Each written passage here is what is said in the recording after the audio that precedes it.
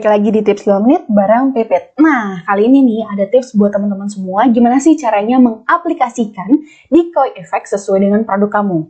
Kalau sebelumnya udah tahu decoy effect itu apa, nah kali ini aku akan jelaskan. Apa itu decoy effect? Kita ulang ya. Jadi decoy effect adalah sebuah fenomena di mana konsumen itu cenderung akan mengganti pilihannya di antara dua opsi jika diberikan opsi ketiga yang tidak seimbang. Contohnya seperti apa sih? Contohnya misalnya kalau misalnya teman-teman nih pernah beli kopi ke Starbucks, itu kan ada ukuran gelas-gelasnya ya kan. Ada tall, ada grande, dan juga ada venti. Nah, pilihan-pilihan itulah yang dinamakan dengan decoy effect. Kadang-kadang kan kasir suka bilang, mau upgrade size ke grande nggak gratis kok, harganya juga tetap harga upgrade tuh sama gitu. Nah, itu yang membuat decoy effect itu terjadi, kurang lebih seperti itu. Nah, decoy effect ini bisa juga disebut sebagai attraction effect atau asymmetric dominance effect. Jadi sebuah bagian dari ilmu psikologi marketing yang memang menetapkan opsi dan juga strategi untuk bisa mendongkrak penjualan agar produk dapat terjual lebih banyak gitu. Jadi misalnya satu produk tapi dibikin beberapa varian. Jadi orang tuh akan bisa membeli lebih banyak. Padahal variannya sama.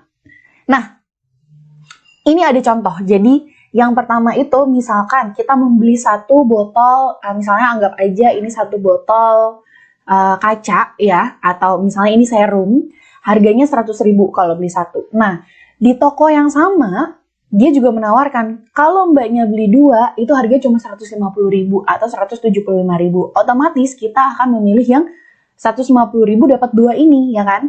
Karena pertama, kita mendapatkan produk lebih banyak dan harga yang lebih murah. Tapi kalau dari sisi pebisnis, produk kita jadi jauh lebih banyak terjual gitu.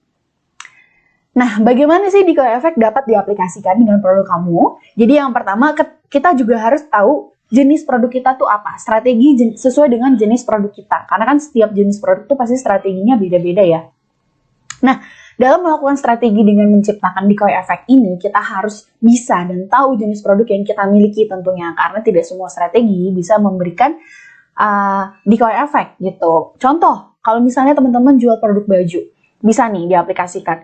Jadi misalnya, kalau beli satu harganya berapa? Misalnya, harganya sekian. Kalau beli dua, harganya sekian. Harga yang lebih murah dibandingkan dengan beli baju satu. Kurang lebih contohnya sama seperti itu. Atau enggak, kadang-kadang kan kalau misalnya di Tanah Abang, minimal beli 3 harganya harga grosir, jadi jauh lebih murah gitu. Tapi produk yang terjual jauh lebih banyak gitu.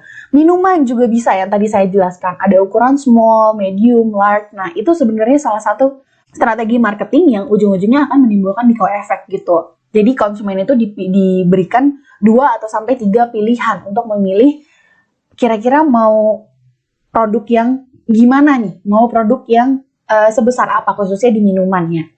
Gitu. Walau setiap harga, setiap ukuran tuh bedanya hanya 5.000 atau hanya 3.000 misalnya. Tapi tetap aja pasti orang-orang akan berpikir, kalau misalnya saya pilih yang lebih besar kan lebih untung gitu. Kenapa saya harus milih yang kecil gitu. Pasti mereka akan memilih membeli yang lebih besar. Biasanya seperti itu.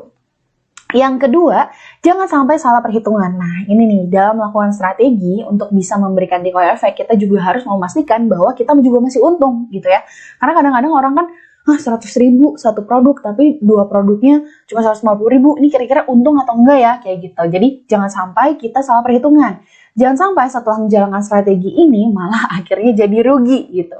Pastikan harga membeli produk dengan harga menjual produk yang masuk akal gitu ya. Jangan sampai tidak masuk akal. Jadi ketika kita menjual produk, harga produk itu biasanya mencakup semua kegiatan yang ada di perusahaan gitu ya. Adalah pokoknya contoh hitung-hitungannya.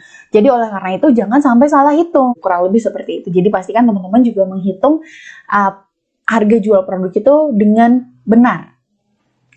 Oke, itu dia tadi tips kali ini. Semoga bermanfaat ya. Sampai jumpa di tips selanjutnya. Dadah!